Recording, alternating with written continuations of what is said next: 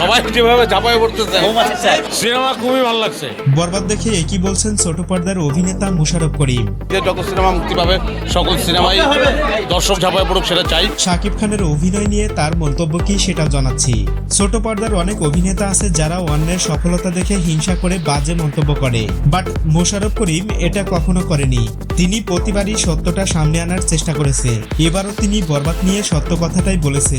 আসলে এরাই প্রকৃত অভিনেতা, যেটা সত্য সেটা সবার সামনাসামনি বলতে স্বাচ্ছন্দ্য বোধ করে। বাংলা ফিল্ম এখন এই শব্দটাই টিকে আছে শাকিব খানের উপর ভর করে। এই জিনিসটা ভুলে গেলে চলবে না। বর্তমান পরিস্থিতি এখন এমন হয়ে গেছে, শাকিব খানের নামটাই একটা ফিল্ম ইন্ডাস্ট্রি।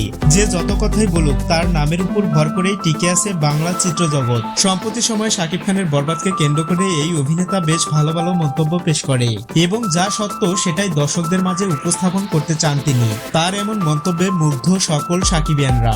বর্তমান সিনে প্রেক্ষাপট মানেই শাকিব খান। সোশ্যাল মিডিয়ায় প্রতিনিয়ত তাকে নিয়ে এমনই আলোচনা এবং সমালোচনা হয়।